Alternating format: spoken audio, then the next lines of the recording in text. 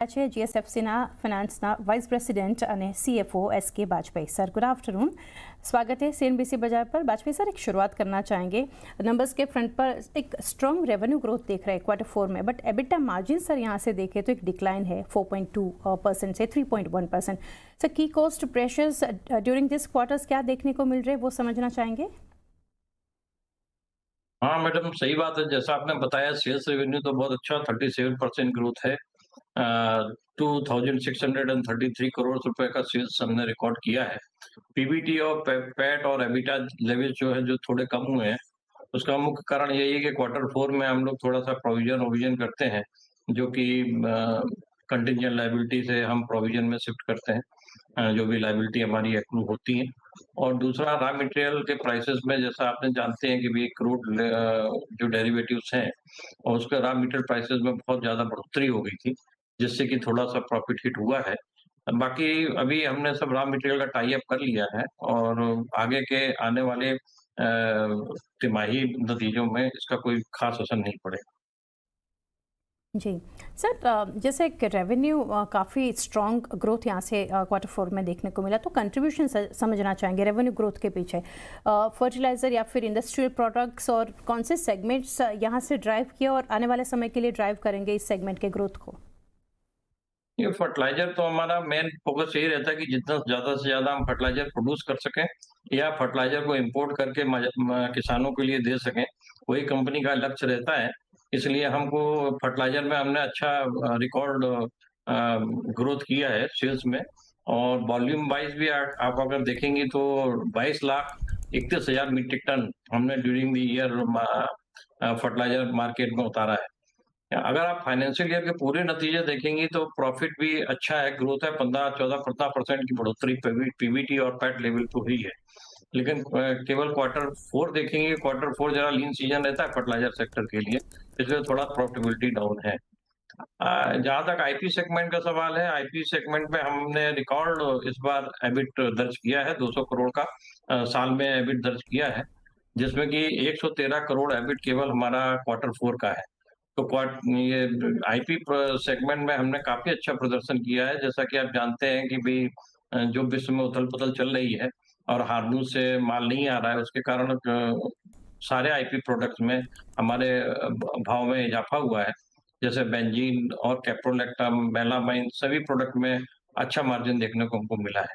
इसके अलावा जो भी हमने मेलामाइन या जो भी प्रोडक्ट हमारे पास हैं जो एक्सपोर्ट जिनका हम कर पाए हैं, उससे भी एक्सपोर्ट आईपी सेगमेंट में हमको अच्छा मुनाफा देखने को मिला है। जी सर। सर, एक ये भी समझना चाहेंगे, जो फ्लक्चुएशन हमने यहाँ से देखे नेचुरल गैस या फिर रॉ मटेरियल और एनर्जी प्राइसेस में, उसका कुछ मार्जिन्स के ऊपर ड्यूरिंग दिस क्वार्टर कुछ इम्पैक्ट देखने को मिला। हाँ, नेचुरल गैस का प्राइस थोड़ा बहुत तो बढ़ा है, हम्म। लेकिन उसका यूरिया में जो गवर्नमेंट सब्सिडी में कवर अप हो जाता है, तो जो भी हमारा नेचुरल गैस में प्राइस इंक्रीज हुआ है, उसमें गवर्नमेंट ऑफ इंडिया सब्सिडी दे देती है, इसलिए मार्जिन के ऊपर in case of urea there is no impact. Hmm. थोड़ा बहुत जो दूसरे हम एनपीके ग्रेड के फर्टिलाइजर या ammonium sulphate, ammonium phosphate sulphate बनाते हैं, और जो उसमें की स्पॉट गैस लेते हैं, उसमें थोड़ा जरूर मार्जिन इम्पैक्ट हुआ है। हम्म। लेकिन बाय एंड लार्ज अगर देखेंगे तो फर्टिलाइजर सेक्टर में हमारा मार्जिन 4th क्वार्टर में वही रहा है जो पहले के क्वार्टर्स में रहा है। जी, कंपनी के कैपेक्स प्लान्स के ऊपर बाजपेयी सर अभी जानना चाहेंगे, यहाँ से कैसे गोइंग फॉरवर्ड कंपनी के प्लान से, क्या कंपनी फोकस कर रही है ऑन ग्रीन केमिकल्स या फिर स्पेशलिटी केमिकल्स और कैपेसिटी एक्सपेंशन, वो समझना चाहेंगे। हाँ, जरूर कर रही है। हमने इस साल 675 करोड़ के करीब प्रोजेक्ट कैपिटल किए हैं। यूरिया 2 रिवैम्पिंग प्रोजेक्ट था, एक ऐसे प्रोजेक्ट भी हमने कमीशन किया है। जैसा आप जानते हैं, सल्फर के रेट बहुत बढ़ गए हैं, $800, $850 वे इंटरनेशनल मार्केट में ट्रेड कर रहे हैं। तो उससे हमारा जो ऑन प्रोडक्शन सल्फ्यूरिक एसिड का रहता है, उससे कॉस्ट में काफ़ी कटिंग हो जाती है, और हमको जो एपीएस और एएस, जिसमें कि सल्फर हम सल्फ्यूरिक एसिड यूज़ करते हैं, उसमें काफ़ी राहत मिलती है। बाकी के जो कैपिटल प्रोजेक्ट्स हैं, एक डीएपी की ट्रेंड सिक्का में हम कन्वर्ट कर रहे हैं एपीएस में, तो डीएपी और एपीएस का जो भी माँग होगी, उस हिसाब से हम प्रोडक्शन कर पाएँगे।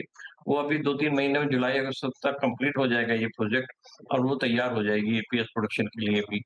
एक पीएसए प्रोजेक्ट भी हम विचार कर रहे हैं वहाँ पे लगाने का, सिक्का यूनिट में लगाने का, तो वो भी काम आगे बढ़ रहा है और आने वाले 1-2 सालों में उसको भी हम लगाने की कोशिश कर रहे हैं। बाकी एक दहेज में हमने लैंड एक्वायर की है और उसमें कई नई कैपिटल कॉम्प्लेक्स हम खड़ा करेंगे, जिसके के लिए भी सब स्टडी वगैरह फीजिबिलिटी, फाइनेंशियल वायबिलिटी स्टडी और टेक्निकल फीजिबिलिटी स्टडी का काम चल रहा है। उसको जैसे ही कंप्लीट होता है तो हम इसका भी कैपिटलाइज़ेशन शुरू कर देंगे अपने दहेज प्लांट के लिए। जी, जी सर। और आगे सर ये भी समझना चाहेंगे ग्लोबल फर्टिलाइज़र प्राइसेस और चाइना का जो एक्सपोर्ट पॉलिसी है वो कैसे कंपनी के बिज़नेस को इफ़ेक्ट कर रही है, इम्पैक्ट कर रही है, या फिर आने वाले क्वार्टर्स में यहाँ से एक इम्पैक्ट देख सकते हैं इसके ऊपर? हाँ, चाइना ने अभी फिलहाल तो एक्सपोर्ट बैन कर दिया है। हुँ, तो सल्फर का हो या फिनिश गुड देखेंगे, यूरिया, डीएपी तो अभी चाइना से बहुत कम अवेलेबल है। और हार्मुज़ बंद होने के कारण भी इसका व्यापार ज़रा थोड़ा ठंडा पड़ा हुआ है।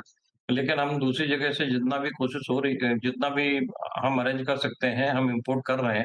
अमोनियम सल्फेट, यूरिया डीएपी और दूसरे जो भी फिनिश गुड्स हम यहाँ पे प्रोड्यूस नहीं कर पाते हैं या मार्केटिंग इकोनॉमिक्स जो हमारी अच्छी रहती है इम्पोर्ट करने के लिए, तो हम इम्पोर्ट कर रहे हैं।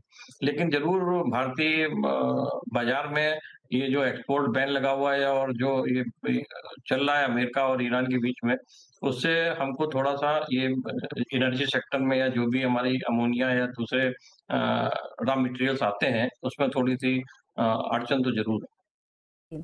सर वैल्यू एडेड प्रोडक्ट्स जो यहाँ से है सच एज नीम बेस्ड प्रोडक्ट्स और इंडस्ट्रियल केमिकल्स, उसको उसका ग्रोथ को लेकर क्या आउटलुक रहेगा? इंडस्ट्रियल प्रोडक्ट अच्छा है, जैसा हमने बताया कि इसमें करीब हमने इस बार पहली बार काफ़ी 2-3 साल के बाद ये केमिकल सेक्टर में उछाल आया है, जिससे कि हमने क्वार्टर 4 में करीब 113 करोड़ रुपए का एबिट देखने को मिला है। आने के क्वार्टर में भी अभी जैसे कैप्रोलैक्टम बेंजीन स्प्रेड है, वो 800 के ऊपर पहुँच गया है, जो कि बहुत अच्छा है। ऑन एन एवरेज अगर आप देखेंगी तो क्वार्टर 4 में $675 पर मीट्रिक टन का कैप्रोबेंजीन स्प्रेड रहा था, तो जो कि अभी $800 के ऊपर पहुँच गया है। तो जैसा कि आईपी प्रोडक्ट सेगमेंट है, उसमें हमको बहुत अच्छा प्रॉफ़िट हुआ है और आगे आने वाले समय में भी होता रहेगा। जो दूसरे प्रोडक्ट हैं जैसे मेलामाइन है, एचएफ क्रिस्टल है और अ, कई दूसरे प्रोडक्ट जो भी हम एक्सपोर्ट कर सकते हैं, जिसके कि एफटीएस, गवर्नमेंट ऑफ इंडिया ने यूरोपियन यूरोपियन यूनियन के साथ और दूसरे कंट्री के साथ किए हैं, तो उसमें भी हम एक्सपोर्ट की गुंजाइश देख रहे हैं और हमने एक्सपोर्ट चालू भी कर दिया है। मेलामाइन खास तौर पे हमने काफ़ी एक्सपोर्ट ड्यूरिंग द ईयर किया है। जी सर। सर इस साल जैसे एक नॉर्मल मानसून का एक्सपेक्टेशंस है, तो demand trends for the upcoming kharif season आप कैसे देख रहे हैं? नहीं, डिमांड तो अच्छी है और मानसून भी होपफुली अच्छा ही रहेगा। जैसे कि फर्टिलाइज़र हमने मार्केट में प्लेस कर दिया है और आने वाले खरीफ सीज़न में फर्टिलाइज़र की कोई कमी महसूस किसानों को नहीं होगी। पाइपलाइन में भी बहुत फर्टिलाइज़र है मार्केट में, तो मार्केट में डीएपी, यूरिया और दूसरे जो भी एनपीके ग्रेड हैं, वो सब मार्केट में हमने प्लेस कर दिए हैं और जैसे ही ये सेल शुरू होगी अभी गर्मी के बाद जैसे ही बरसात पड़ेगी, तो ये इसकी डिमांड बहुत अच्छी है और हम पूरा कर पाएँगे फर्टिलाइज़र रिक्वायरमेंट को। जी। और वाजपेयी सर, क्या आप शेयर कर सकते हैं अपडेट ऑन सब्सिडी रिसीवेबल्स और वर्किंग कैपिटल मैनेजमेंट, और क्या एक इम्प्रूवमेंट आप देख रहे हैं कैश फ्लोज में? नहीं, कैश फ्लो में इम्प्रूवमेंट तो नहीं है क्योंकि रॉ मटेरियल के प्राइसेस बहुत ज़्यादा हैं और हमको लाने में भी दिक्कत हो रही है, तो इन्वेंटरी लेवल्स भी हमको काफ़ी अच्छे रखने पड़ते हैं, जिससे कि हमारा प्रोडक्शन कंटिन्यू रह सके। लेकिन हाँ, सब्सिडी में जहाँ तक गवर्नमेंट ने 10% का जो इज़ाफ़ा किया था अप्रैल में, उससे कारण थोड़ी-सी राहत ज़रूर हमको मिली है और सब्सिडी टाइम से भी मिलती है गवर्नमेंट से, तो कोई इसमें सब्सिडी के रिसीवेबल्स में कोई प्रॉब्लम नहीं है। बट केवल रॉ मटेरियल प्राइसेस जो अप हैं, उसके कारण थोड़ा-सा हमारा पैसा रॉ मटेरियल प्रोक्योरमेंट में ब्लॉक ज़रूर है इन्वेंटरी पे। जी सर। एंड लास्टली सर जानना चाहेंगे आउटलुक FY 27 के लिए in terms of revenue growth और मार्जिन्स, और कंपनी क्या स्टेप्स यहाँ से लेगी टू इम्प्रूव प्रॉफिटेबिलिटी? ये क्वार्टर 1 में तो अच्छा है, जैसे हम्म, आईपी सेगमेंट काफ़ी अच्छा प्रदर्शन कर रहा है, रेट भी अच्छे हैं, तो क्वार्टर 1 में हमको कोई प्रॉब्लम नहीं लग रही है। क्वार्टर 2 से अपना सीज़न शुरू हो जाएगा, तो जितना भी हमारा पैसा रुका हुआ है इन्वेंटरी के रूप में फर्टिलाइज़र जो जब बिकना शुरू होगा तो सब रियलाइज़ हो जाएगा। तो Q1, Q2 में कोई हमको अभी प्रॉब्लम दिखाई नहीं देती है। Company will perform very good in both the quarters. जी, वाजपेयी सर लाइक ऑलवेज काफ़ी डिटेल्स आपने शेयर की नंबर्स के ऊपर। Thank you sir for connecting and best wishes for coming quarters. Thank you.